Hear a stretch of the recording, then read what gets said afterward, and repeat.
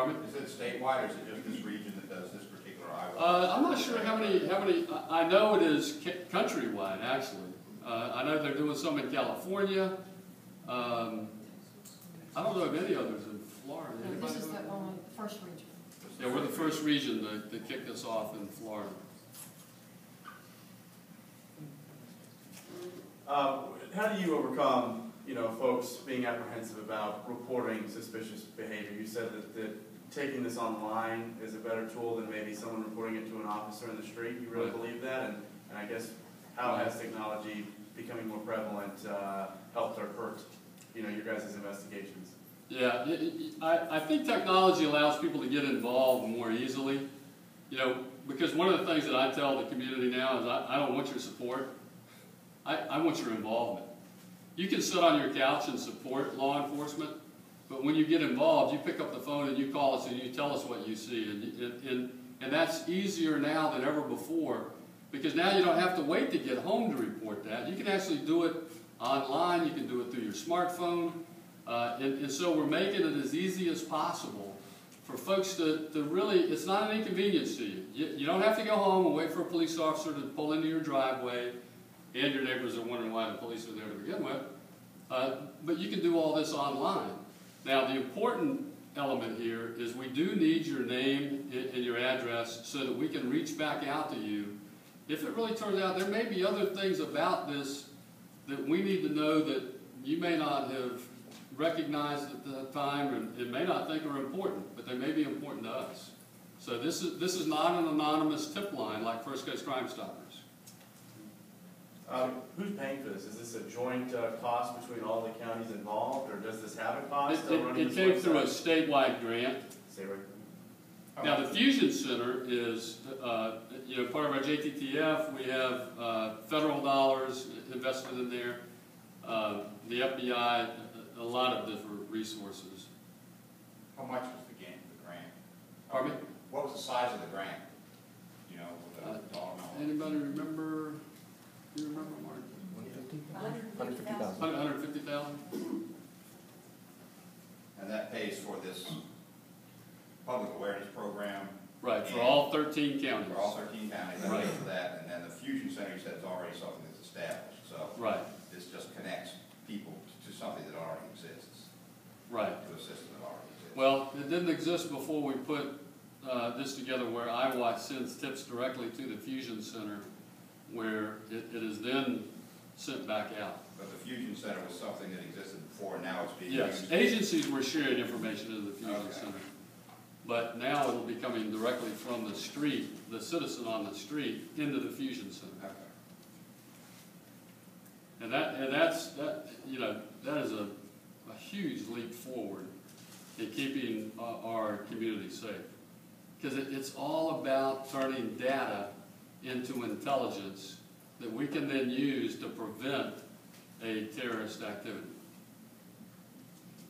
Anything else? Sheriff, can we ask you on a different topic? Sure. Well, let's finish this first. I'd like to say a few words. Thank you, Sheriff Rutherford. This is a big deal from the standpoint of what Sheriff Rutherford has already mentioned, that we're prepared, we're trained, we're equipped, we can prepare and predict, but we can't do the work alone. We've got to have the input from citizens, and this is an opportunity that we have now provided to 13 county sheriffs for all of us to go back to our counties with this information and this. And I invite you to take a look at this, and I think we will in just a second. It's rich with information. It's rich with resources so that the average citizen can say, I wonder if this is something I should be concerned about, when I go into a hobby store, or if I go into a fertilizer store, and they can go on here and look and say, yeah, these are the things that I can participate in, get involved in to help our community stay safe. Now, how do you tell someone, in addition to the tips that are provided here, tell them, basically trust your gut. If something in your gut says that's not right, now what do I do with it? Now we've got something that they can actively do. Get Mark. Have Mark walk through. Mark, what the report? What the report? Right here. And we'll give you an example of how this really works. Because the majority of citizens want to do what's right and they want to be helpful.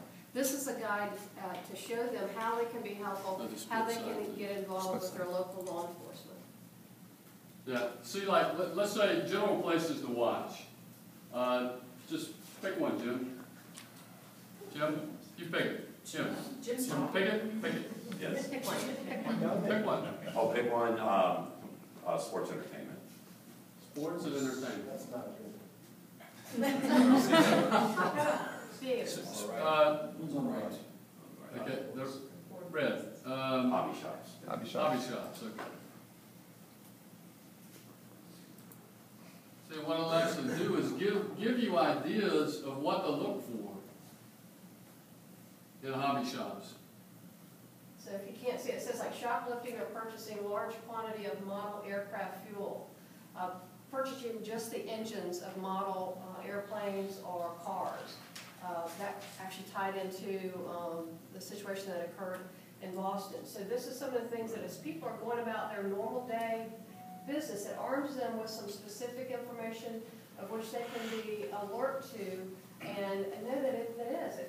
It's suspicious. So now I feel that. Now I have that gut reaction to it. I see they're buying the large quantity of paintball equipment, but they don't really know much about paintball activities. Trust your gut, and then refer that to the toll-free line or go online and submit that information. We'll take it from there. That provides some protection for the citizen, that they can pass along that information. We do ask for their name and address so that we cut out the people from an alternate reality and then bog us down with that kind of waste of time.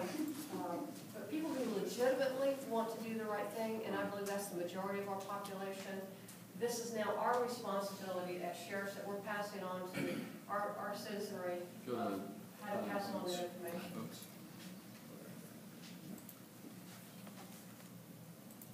This is diamond boat shops here. Using cash for large transaction, renting watercraft for an extended period, exhibiting unfamiliarity with the area that they're focusing upon. Okay, they're not truly a hunter, but they're in there buying lots of stuff that's hunting related. But when you start talking to them about it, or you hear them conversing, they're just showing their inexperience. You know, if you remember back years ago when we were looking at the hobby shop one up here, talking about buying those motors and not really being in the hobby world, we had the bomb over on was it Confederate Point Road that was triggered with a motor. Remember that? And so those are the kind of things that, you know, it may not sound like much, but let somebody look into it. That's the key. Hey, Cindy, you're going to have a press conference tomorrow at 10:30, also for election. So, Man, a few words. Bill, you want that all covered? I'll just say one thing. The neat thing about this is there is an 800 number, a toll-free number. People can call no matter what county you're in. Any of those 13 counties. The website is designed for each county, so if you see something in another county, you can go to that county's website, or you can call this toll-free number to give the information so it can be checked out. And the key is, we need an extra set of eyes and ears out there helping us do our job, and that's something we need. Thank you, Bill. That's community support. That's community involvement, and that's what we really need. So, thank you all very much. Thanks. You want to talk about FDLE crime stats?